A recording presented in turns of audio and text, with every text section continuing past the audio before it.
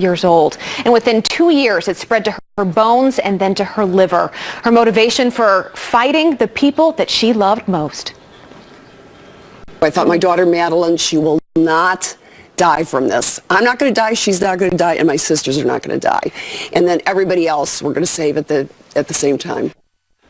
Reed Frazier leaves behind a loving husband, a son, and a daughter. She was just 63 years old. And boy, will she be missed. What an inspirational woman she was. Absolutely. So courageous through it all. And what she did raised a lot of money, and hopefully we'll find a cure for this. We've got to find a cure. Absolutely. Thank you, Abby. We knew her, and we've known her family for a number of years, and our thoughts and prayers are with the Fraziers. All right, we move ahead with 20 minutes left. We got to tell you straight ahead, Democrats haven't stopped complaining since the election, and no one is comparing Jared and Ivanka to Saddam Hussein's kids, are they? Imagine getting into a fight in the office with Jared or Ivanka. Well, they have enormous power, and they're always going to be there. Right. He went on to say he compared those two. Guy Benson is here with the Whiners of the Week. And this tablet sends emails, it streams movies, has a touch screen, and it could be yours for under $100. What? Our exclusive mega morning deals are back. There's Megan. Yep. If we give her a microphone and let her talk, if not, she'll act it all out.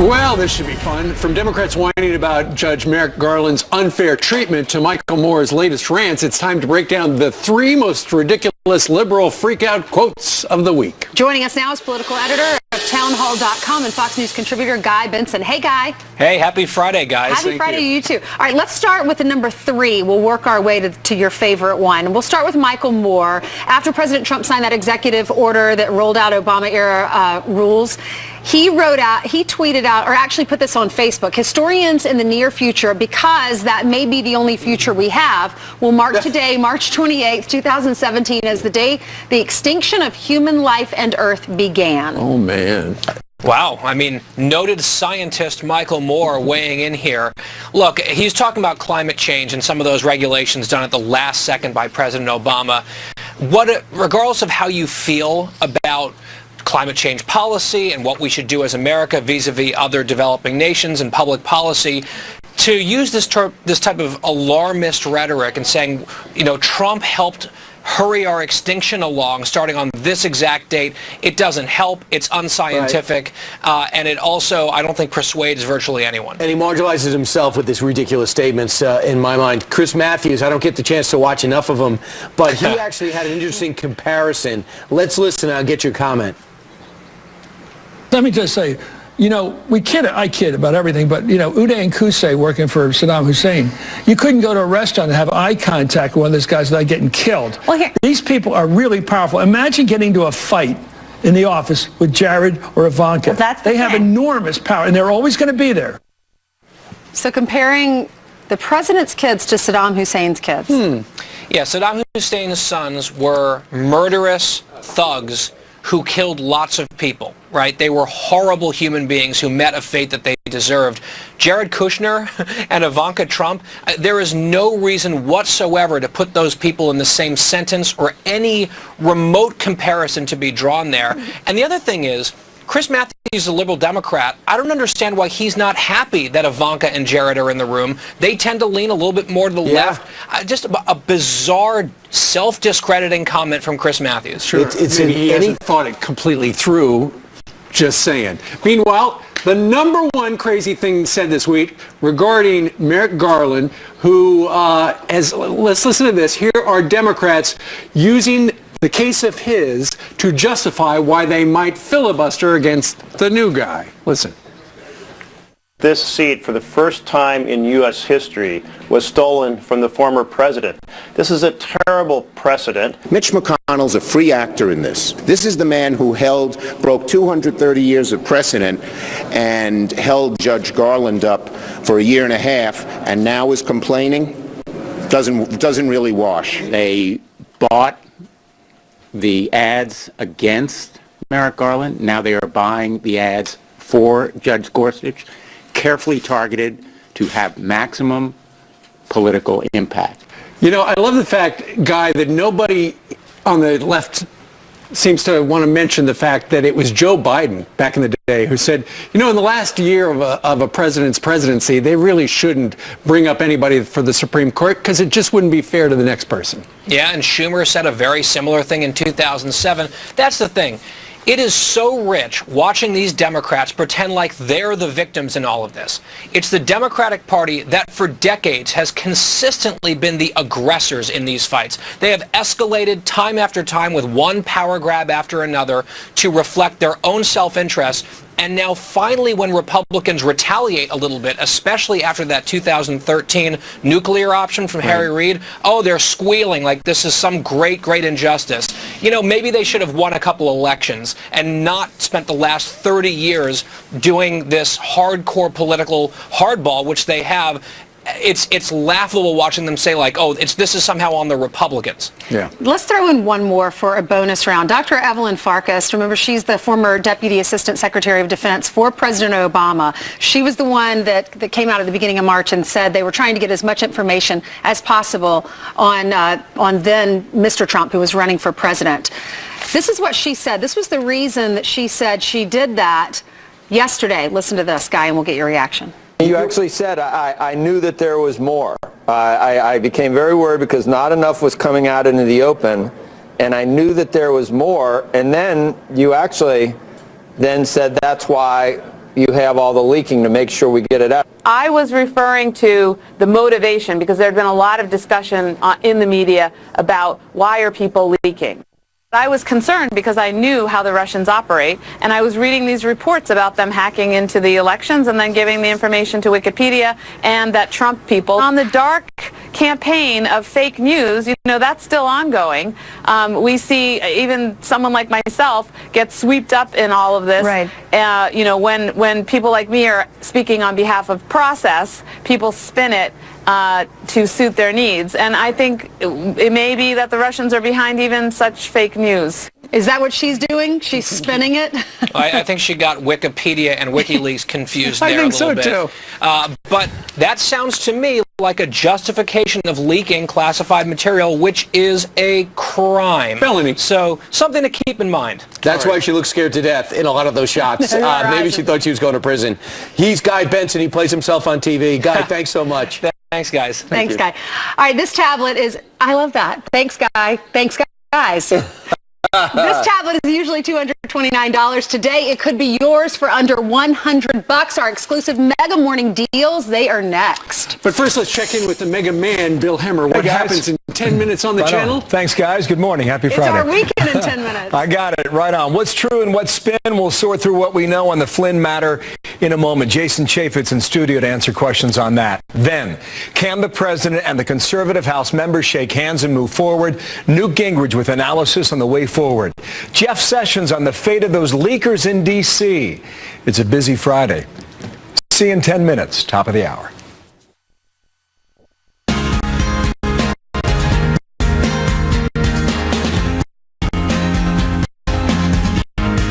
Are you ready to save some serious cash? Everyone should be answering yes. Here with deals exclusively for Fox and Friends for all of you wonderful viewers is Megan Meany. She's a spokesperson for Mega Morning Deals. Good morning. Hey, Let's good start morning. with this cleaning supplies. Yes. Now, don't forget to go to the Fox and Friends website for this and look for Mega Morning Deals. You just click and swipe like that. You have 3 different heads here and actually 4 altogether that you can use. There's a swiper, there's a broom, there's also a duster and a mop. And all of this, by the way, you can get for 74% off today. And it has this, convenient docking station so that you don't take up too much room in your house. It's just a pole and a pop, and you can switch everything really easily. $35. So $35 $99. All right, this phone is great, especially if you have your elderly parents. Right, everything is a little bit enlarged. The keys are bigger. There's a special audio assist button there, so it makes everything louder. It's got HD audio. You can put some pictures on there for your favorite phone numbers that you like to program.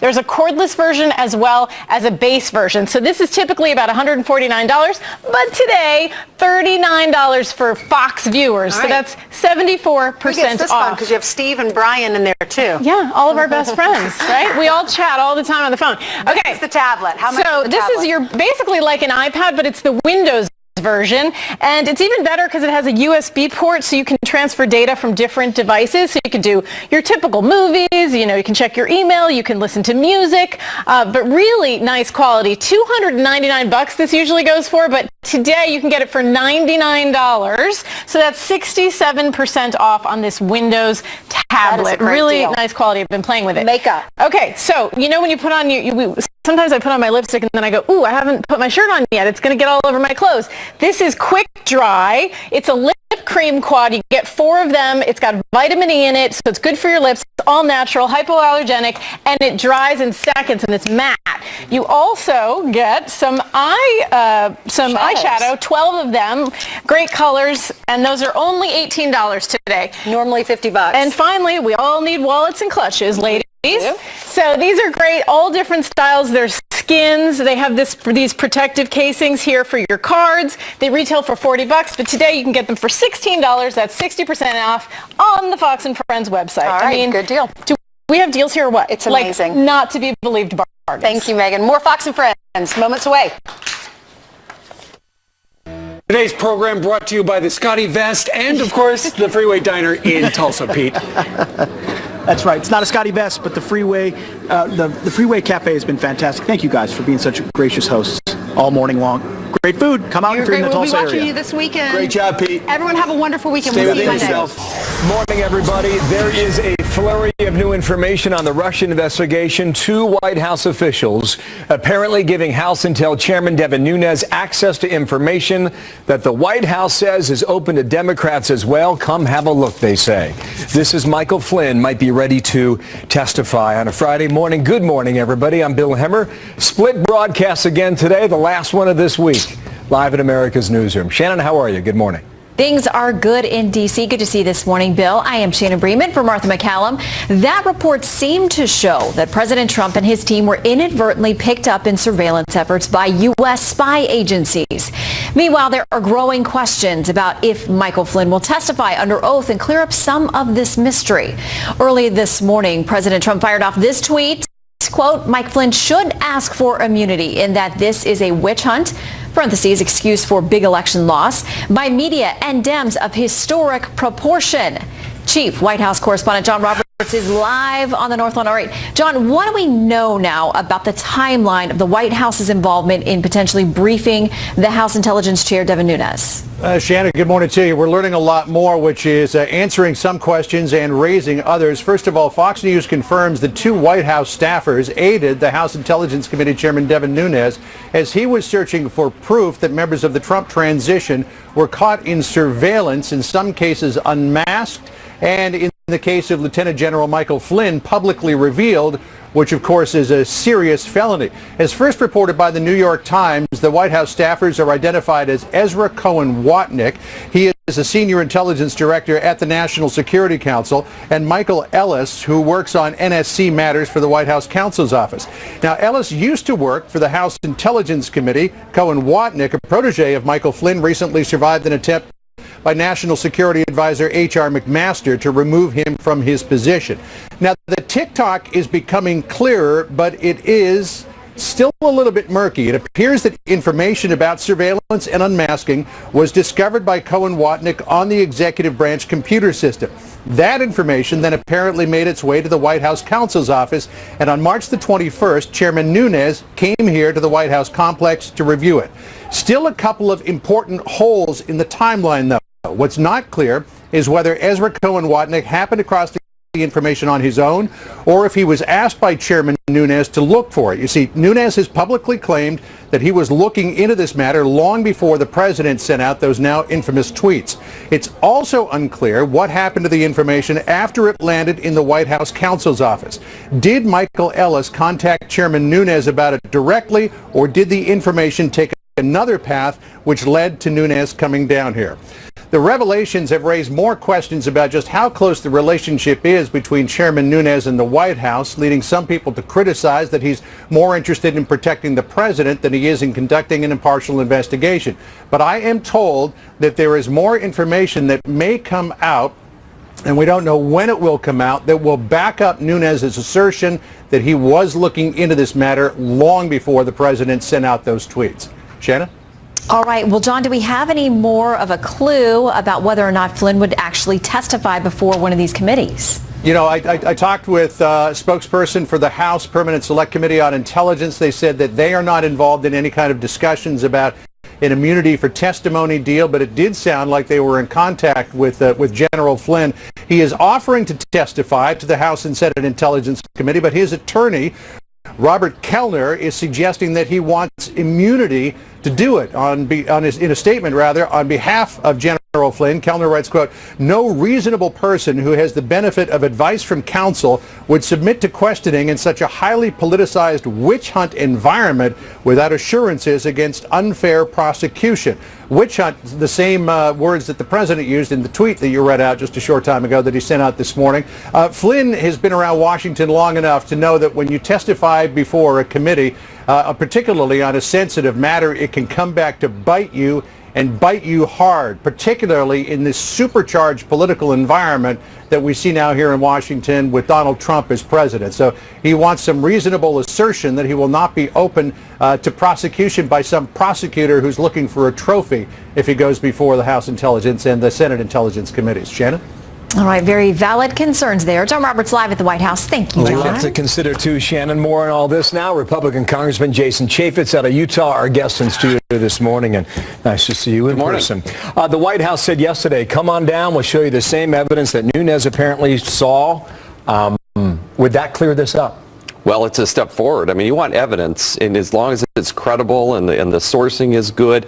You hear the Democrats whining a lot about it came out of the White House. Well, why does that matter? What matters is the actual credibility of the evidence, and we want all the evidence. Of course, they should look at it. There's a big debate about hearings, whether they should be public or not. You've conducted many hearings in Washington, and the concern is that the witnesses can't answer questions publicly. Is that legitimate? Well, you had, when they did the public hearing in the Intel Committee, you had nearly 100 times where you had the FBI director, for instance, saying he can't answer to this in that forum. So as Trey Gowdy has pointed out many times, probably best when you're dealing with the intelligence community to have those behind closed doors where they are free to talk and classification issues don't get in the way. We're looking this back and forth and we're trying to gauge it, as reporters and as viewers at home watching this. Is this a witch hunt? No, I don't think it's a witch hunt. Look, it's very mysterious to me, though, why all of a sudden General Flynn is suddenly out there saying he wants immunity. I don't think Congress should give him immunity. If there's an open investigation by the FBI, that should not happen. I also don't believe that the president should be weighing in on this. They're the ones that actually would prosecute something. I was very critical of President Obama, who weighed in on the IRS scandal before we had all the facts.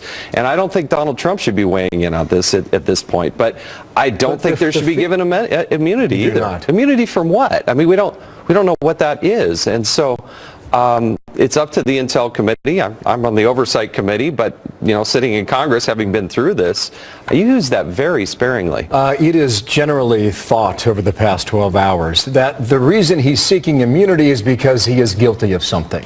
Do you agree with that? Well, it doesn't look good. I mean, I don't know. I mean, the witch hunt, I don't buy that either. We're just trying to get to the facts, and there are some swirling things that need to be answered. And so, would it be helpful to give him immunity in exchange for his testimony so we can clear all this up? Well, remember what we just went through when we were trying to do the Hillary Clinton email scandal and the Department of Justice gave 5 people immunity.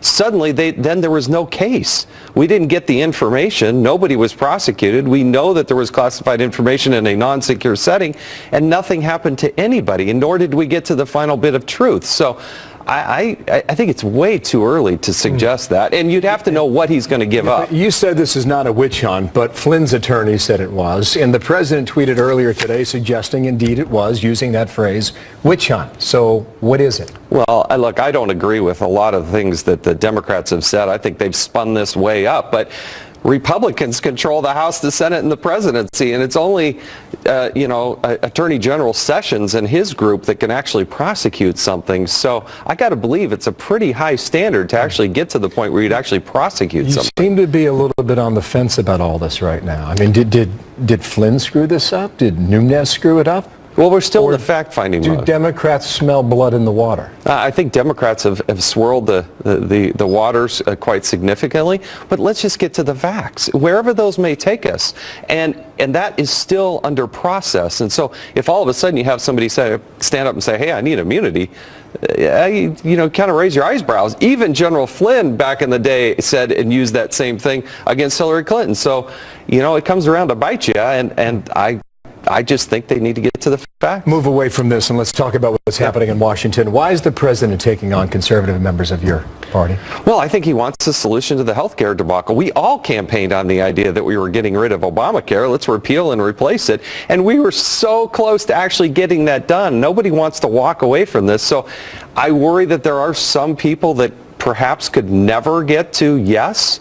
But we're so close. I'm not willing to give up on it yet. Would you advise the strategy that apparently has now developed 7 days later after the healthcare debacle? Well, I think there are a lot of discussions, probably more discussions than most people realize going on, and I think that's a good thing. We don't just give up on it in the first 70 days of this new presidency. This is core to what we said we were going to do, and we better darn well do it. What is the political danger then, knowing that you have such significant pieces of legislation to conquer in the next month? Right? You've got a debt ceiling to manage. You got to keep the government operating without a shutdown. Yeah. I mean, is this in peril at the moment when you see this relationship developing publicly? Well, you're going to have to tackle that one member at a time, but ultimately we have to come together as Republicans and find something that we can pass. And I think this happens to be a good piece of legislation. I was very supportive of it. It didn't do everything that I wanted, but it did a lot. And we're going to have to couple people together because I think some of the more difficult things like tax reform, funding the government, the debt ceiling, those things are still ahead of us. But healthcare is awfully important. You're suggesting 2.0 healthcare can come back? Oh, yeah. Oh, yeah.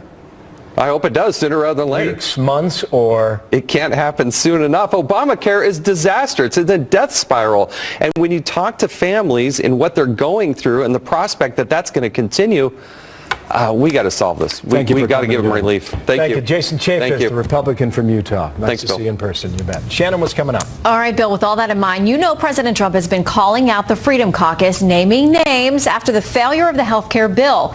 How those conservatives are now answering back.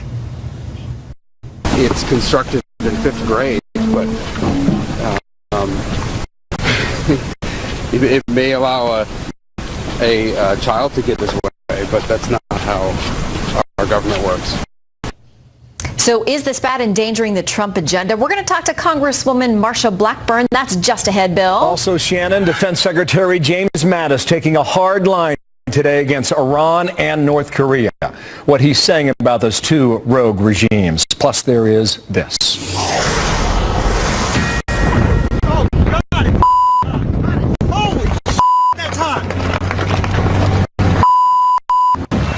That man's voice capturing a terrifying scene on the road after a raging fire actually caused an interstate to collapse.